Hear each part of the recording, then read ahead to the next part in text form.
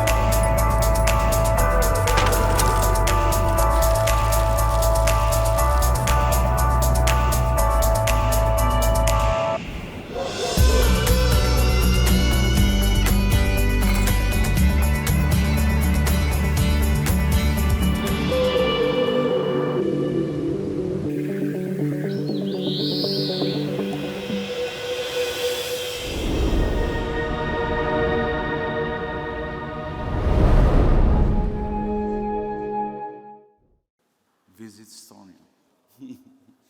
So first, hello from the other side of European Union, from the northeast corner, European Union border in northeast to southwest border of European Union in Portugal. And what I realized today when listening to all this information during this very long day, that our countries are quite similar. We have same achievements and I think the same challenges. Our tourism revenue was last year was higher than before the pandemic. We still miss a number of tourists, and I think it's the same as you have right now in Portugal. Yes. And our challenges are innovation, digitalization, and sustainability. So I represent the Estonian Tourist Board, and one of our strategic goals is to secure connectivity of Estonian tourism so that all services are connected and easily accessible. And as you know, Estonia is well known as a digital country, and you could see it from this video. We have 99% of our government services online, and we have, actually in Estonia, we have more than 1,400 startups, and there are only 1.5 million people in Estonia, so it's a big number. And when we talk about mobility in tourism, in Estonia, we look at it in a wide aspect, and how to digitalize and integrate small and medium-sized service providers into the bigger ecosystem. So it's not only about transport and accommodation, but it's also all these unique services that we have heard today already. Almost every speaker has told us about experiences. So we have so many unique experience providers everywhere in Estonia, not only in big cities. And this is our big challenge in Estonia, to connect them to the bigger ecosystem. And unfortunately right now, most of these experience providers are not connected. And it's not about missing booking engines for tourists. Actually, the root cause is a lack of master data. To integrate something, you need data. As long as small businesses do not use digital solutions in their everyday life to manage their inventory, resources, and everyday working processes, we can't connect them into bigger ecosystem. Okay. So after market research and discussions with our tourism sector, we found out that there is no suitable digital solution for that. There are solutions for tourists and visitors to book online, and this is output. But nothing for small businesses to manage their work every day, which should be input. So if you don't have input, you don't have output. And so 2 years ago, we decided to invest 2 million euros, and we launched a grant, government grant for central digital solutions in tourism. And the only rule was, actually not the only rule, but the main rule was that IT and tourist companies have to apply together. So to combine both knowledge, so that IT companies know what is the actual need. I think it's a very good example that we can. I think we are in Portugal. We have similar examples. Okay. And Catarina can tell us a little bit about transnational projects and something about decarbonization and mobility also in the cities. Okay? Okay. Hello, thank you for the invitation. So let me start with a few words about SEIA. SEIA is a center of engineering. Sorry. We are going to launch a video also. Video first, okay. Okay.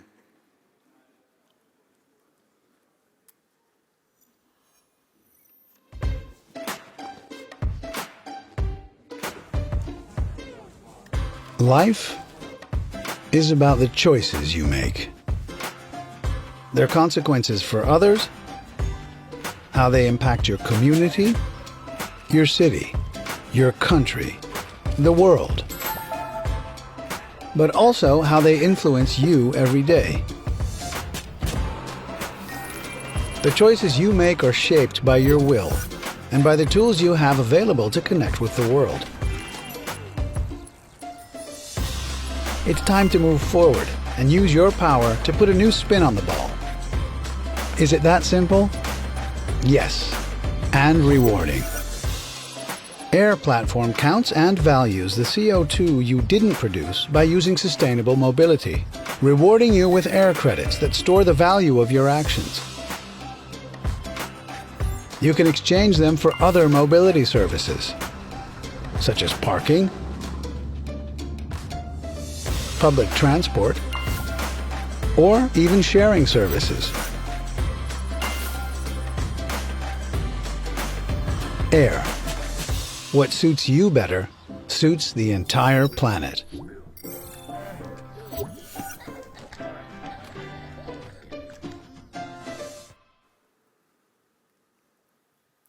Okay.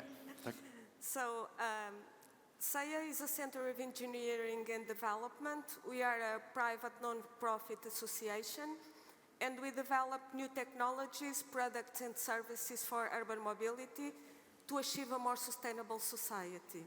So we are developing zero-carbon mobility products as cyber-physical systems comprising three main elements: the vehicles, the connectivity devices, and the data science platforms, because in fact we are designing mobility products to be used as services.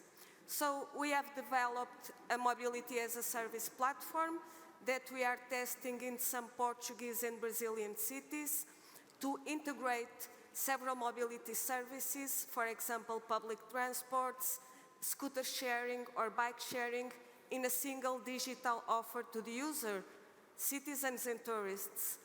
But at the moment we are working in a new concept that goes beyond mobility as a service, which is sustainability as a service.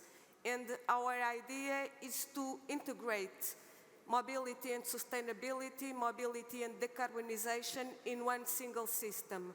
So what is sustainability as a service? It materializes in our Air platform, as you saw in the video. The Air platform is a blockchain-based platform that quantifies in real time carbon emissions avoided when someone uses a sustainable mobility service, for example, a bike instead of a private vehicle.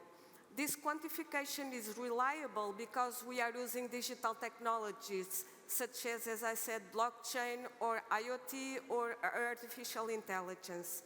So the value of avoided carbon emissions is then converted into digital credits or tokens that can be exchanged for green goods and services in a city, for example, mobility services, but always municipal services. And the objective is to reward sustainable behaviors. So these tokens can circulate in a city like a local coin. We are empowering citizens to fight against climate change because we are making their contribution to the decarbonization process of the city where they live visible and tangible. But we are also providing climate intelligence for cities and mobility operators. We are producing information and knowledge to support decision-making and the definition of public policies. So we are testing this new solution also in Portugal and Brazil in connection with mobility operators. For example, in the city of Itajaí in Brazil, we have around 5,000 users and it is already possible to pay public transport tickets with these tokens, with these digital credits. The objective is to achieve around 300 cities by 2030, namely the network of European carbon neutral cities that is being created by the European Commission under the Horizon Europe program.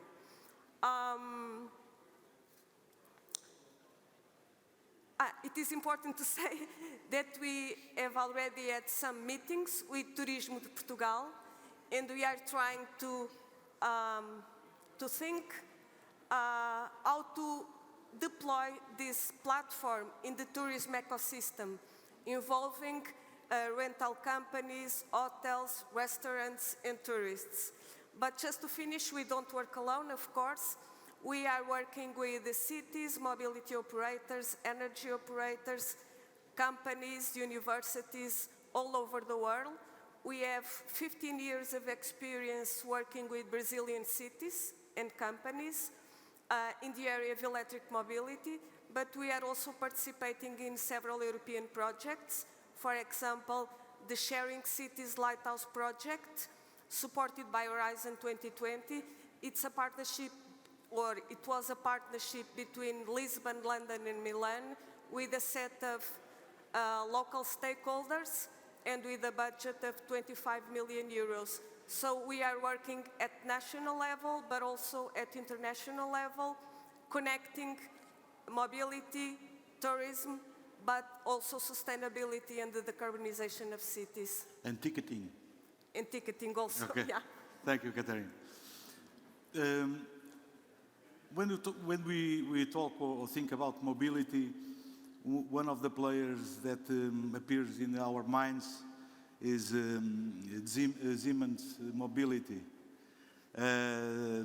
especially in what concerns to information to the customer.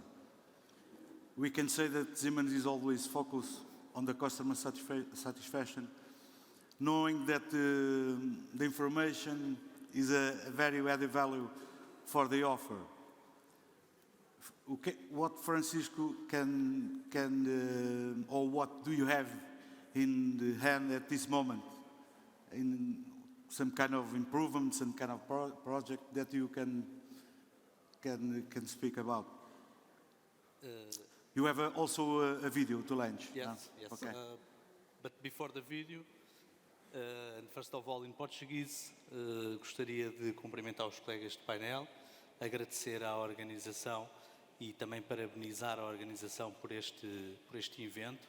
É impressionante como o turismo efetivamente consegue agregar muito mais Francisco, we don't have much time. So congratulations for that, and thank you very much. I'm going to try to be quite fast. Please put the movie on, and I explain why we are here and the example we would like to transmit.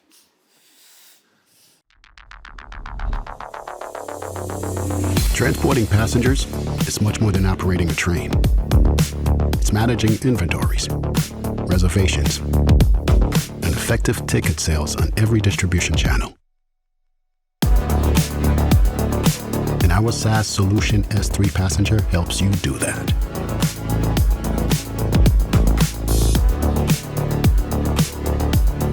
Integrate inventories of different operators into one seamless booking process.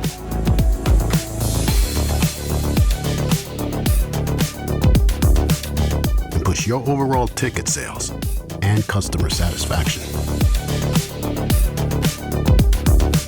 Adjust prices to different needs and control your load factor to boost your earnings.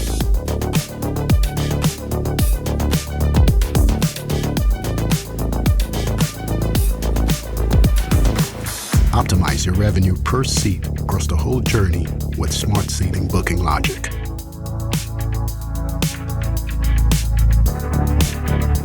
No matter what happens, keep your passengers informed instantly and rebook tickets automatically if needed.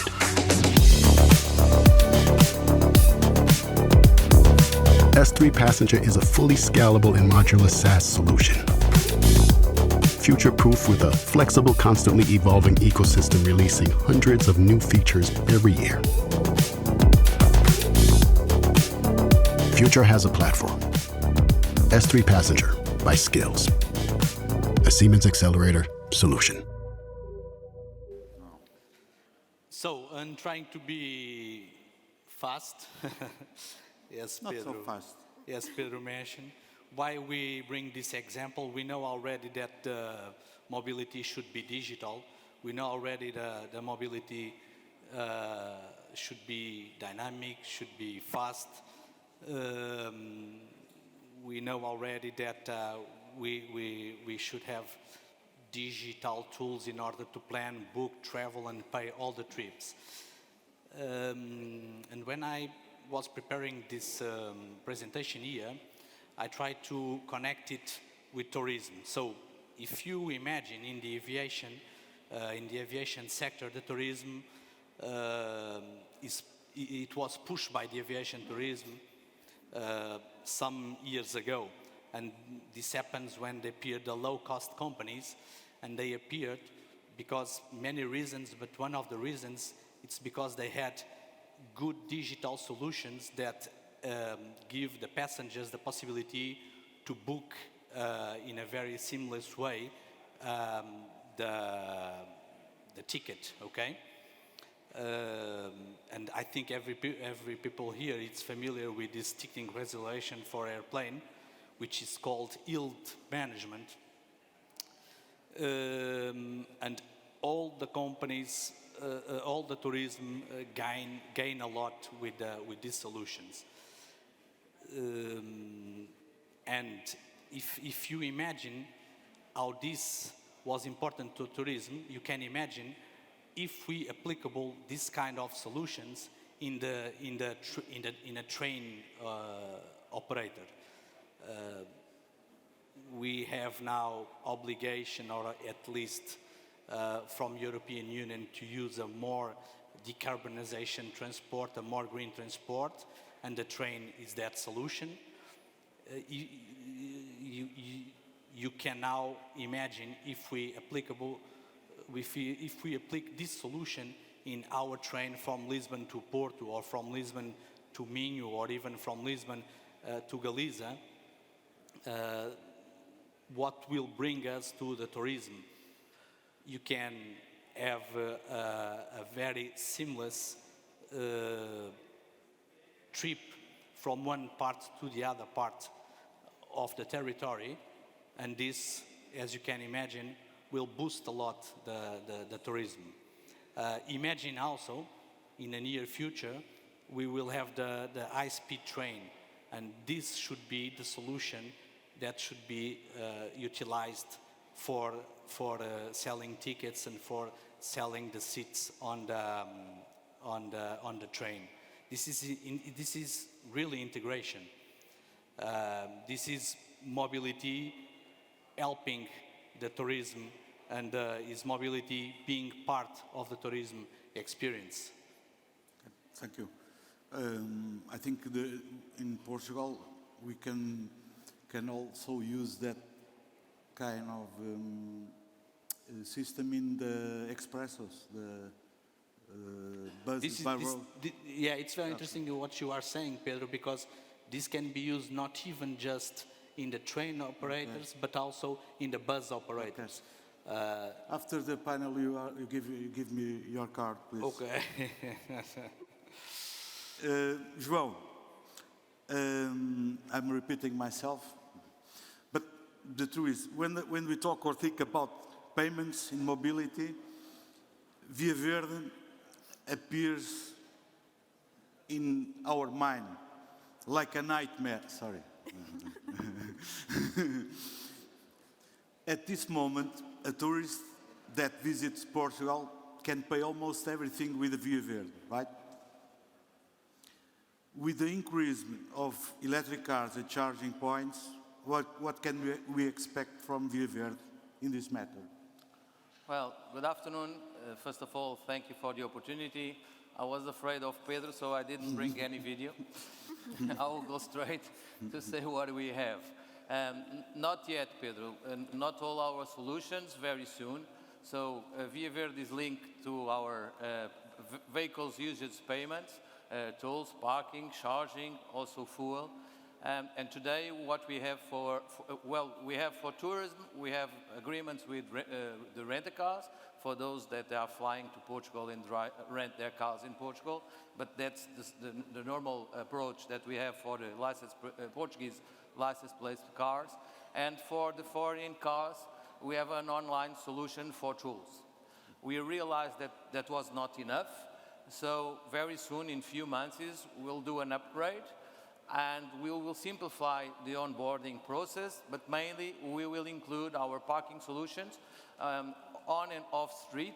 Today in Portugal we have more than 250 parking spots that we can pay with Via Verde, and also very important, more than 45 cities. So we will include that.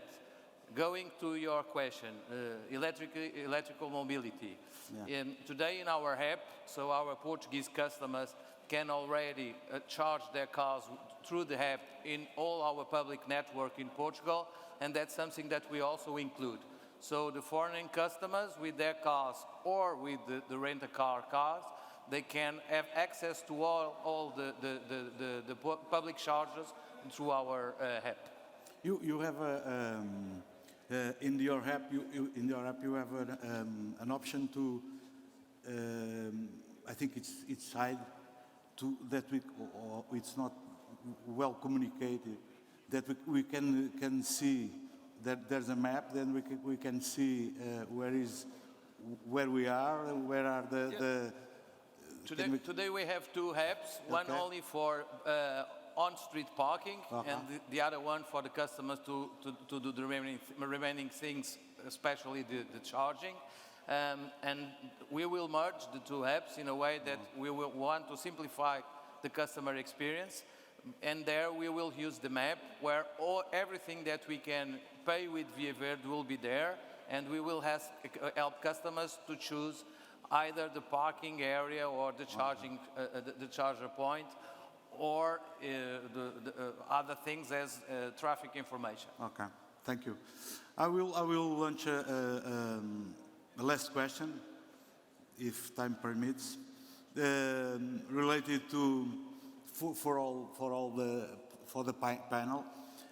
Do you think that culture and legislation are or could be like a break for mobility, for the development of mobility? Hey, what do you think about when I refer culture, the culture of a country, of a city, a generation, for instance, it's not a good example. My sons, they don't have driving license. It's not a good example, but it's on good. Okay. Indeed, I think it's a good example. My daughters also first said that we don't need driving licenses. And it's a new trend in Estonia. It's Gen Z. They think they don't need to drive a car because we have so good transportation system. You have scooters everywhere. You don't need your own car because you can take Bolt drive car when you need. So it's about generations. Okay. Not so much maybe about culture. And legislation? Do you have any issue about the legislation? I don't know, data protection, for instance? Legislation is always a challenge. It depends on a country. Okay. Katarina? Okay, I think the question is technology change is very fast, and culture and regulation change at a slower pace. For example, concerning culture, introducing new mobility services in a city is not enough. We need to work with citizens, with communities. We need to promote the social adoption of these services by the citizens. So that's why we are using the AIR platform to promote behavior change towards the adoption of sustainable mobility services. But we are also working with young people in schools, with the students from 3 to 18 years old, They are participating in the design of our future mobility products. In fact, they are inspiring us. Okay.